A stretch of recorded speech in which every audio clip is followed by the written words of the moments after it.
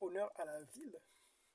Nous aimons saluer les citoyens de la ville éternelle parce que nous croyons que les chrétiens, ils sont dignes de l'honneur.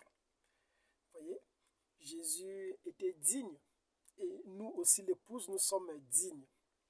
Voyez-vous, c'est ça qui amène la joie.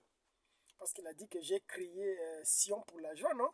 Et son peuple pour l'allégresse. Voilà pourquoi nous aimons honorer les bien-aimés. Frère Branham disait qu'il était plus satisfait lorsqu'on honorait sa femme que lui-même. Et aujourd'hui, je pense que Jésus lui-même il est très très satisfait lorsqu'on met son épouse à l'honneur. Vous voyez? Parce que les temps de pleurs, les temps de prière, les temps de jeûne, tout ce temps-là est passé. Maintenant, c'est le temps de communier avec le mystère. Voyez-vous? Parce que, comme vous le savez, la gloire des princes est descendue, non? Les dons du maître, c'est de cacher les choses. Donc aujourd'hui, étant prince de la ville éternelle, nous sondons les Écritures. Nous sommes en train de parler de cette civilisation des extraterrestres. Parce que nous croyons à des extraterrestres, non? Mais nous ne croyons pas aux extraterrestres comme les gens sans fondement, qui pensent qu'au-delà de la Terre, ou au-delà de la Voie lactée, ou dans les autres planètes, qu'il y aurait une colonie de personnes comme nous, voyez, qui sont nos semblables. Je pense que cela, c'est une manière très erronée de voir les choses. Mais je crois aux extraterrestres. Les extraterrestres, c'est cette civilisation-là qui n'est pas terrestre, voyez-vous. Cette civilisation céleste qui vient entrer en contact avec ces civilisations terrestres. Et c'est ça qui fait que les gens soient effrayés aujourd'hui.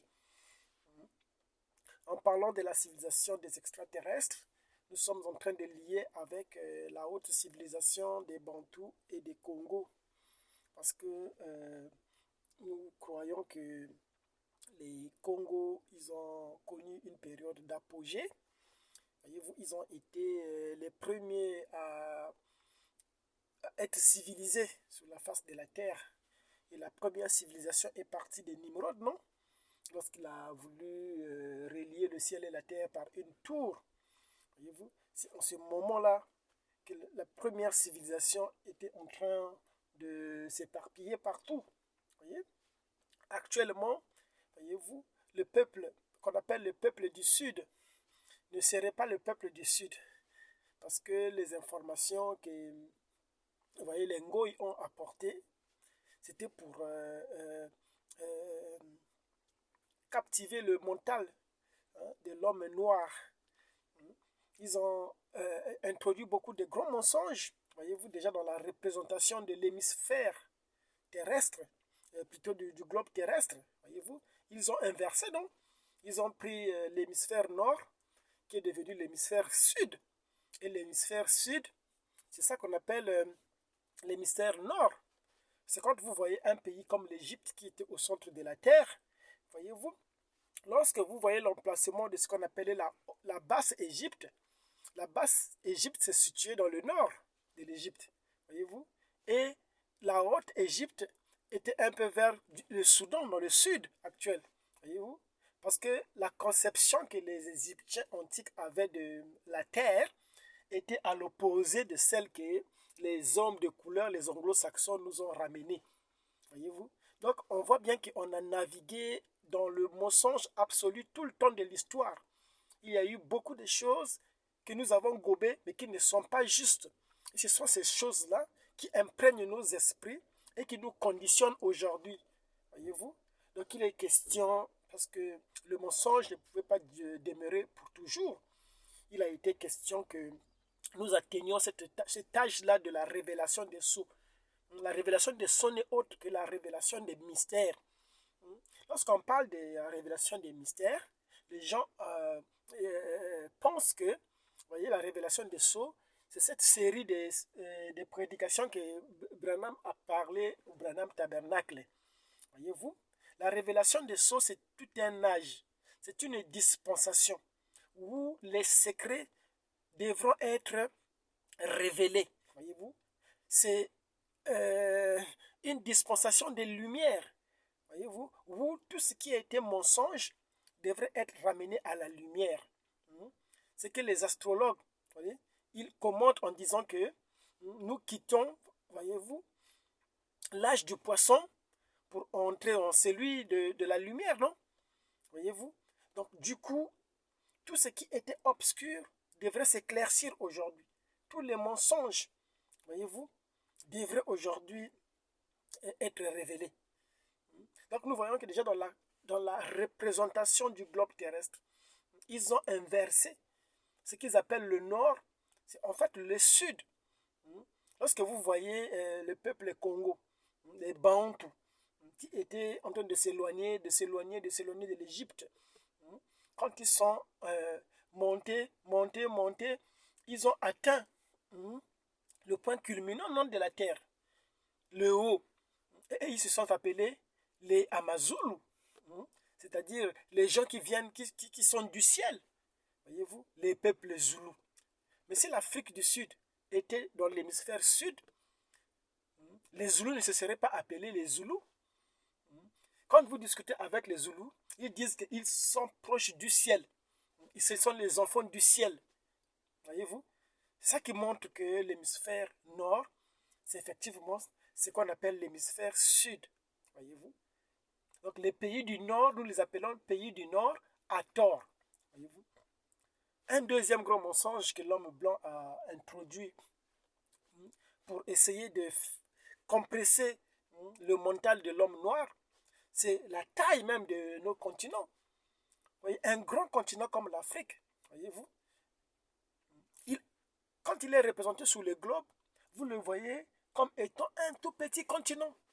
Alors que l'Afrique, c'est un continent qui peut englober des grands pays comme la Chine, l'Australie et même les États-Unis. Pourquoi pas la Russie? Donc, ce pays a été longtemps marginalisé. Un grand continent comme l'Afrique, mais sous la terre, quand elle est représentée dans le globe terrestre, elle apparaît comme un tout petit pays. Tout ça, c'est pour compresser le mental de l'homme noir. Mais nous savons que nous sommes dans l'âge de la lumière, non? Nous sommes dans l'âge où tout ce qui était mensonge doit être ramené sous la terre. Voilà pourquoi nous avons commencé cette série d'enseignements pour essayer de décortiquer cette civilisation des Congo. Voyez-vous, la finalité, c'est de parler, c'est de ramener à l'évidence, voyez-vous, la langue bénie, la langue du ciel, voyez-vous, celle en qui Dieu s'était adressé aux hommes. Cette langue-là, voyez-vous, en qui Dieu a donné les commandements à Israël, voyez-vous, c'est le paléo-hébreu, voyez-vous. Nous devrions répartir à nos sources. Nos sources, c'est cette langue-là, en qui Dieu avait prononcé les 10 logos, ce qui concerne la création. Voyez, les mystères se trouvent en cette langue. Voilà pourquoi il a été dit qu'en ce jour-là, 5 pays, ou 5 villes parleront l'hébreu.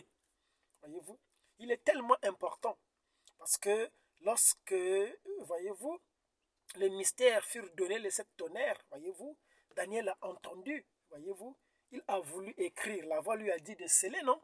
Voyez-vous, Jean aussi a entendu la même chose. Jean a voulu écrire. Jean ne pouvait pas vouloir écrire s'il n'avait pas entendu et compris ce que les tonnerres avaient dit. Mais la voix avait voulu que ces mystères-là soient scellés jusqu'au temps de la fin. Au temps de la fin aussi, Dieu a eu un témoin, un anglo-saxon, en qui, voyez-vous, il a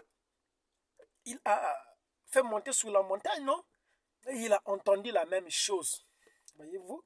Et il dit que cela a été donné en langue inconnue, voyez-vous. Inconnue parce que c'était une langue qui était pas de sa coutume, de sa culture, voyez-vous, de sa race, voyez-vous. C'est en cette langue-là que le mystère est donné. C'est la langue Kikongo, voyez-vous. Et nous sommes en train de montrer que cette langue, c'est un élément très stratégique pour redynamiser cette grande civilisation des Bantous. Parce que nous sommes les Bantous. Les Bantous, ça veut dire que les gens qui vivent par la tête. Or, la tête, c'est le siège de l'intelligence, comme nous l'avons démontré. Donc aujourd'hui, l'homme noir n'est plus la queue, ni le corps, mais l'homme noir est la tête. Voilà pourquoi nous disons honneur à la vie. Nous allons en parler longuement, mais vu que nous avons voulu que ça soit fait en miettes, donné en miettes, nous sommes en train d'évoluer pour montrer aujourd'hui que l'homme noir doit rentrer dans son destin. Honneur à la ville.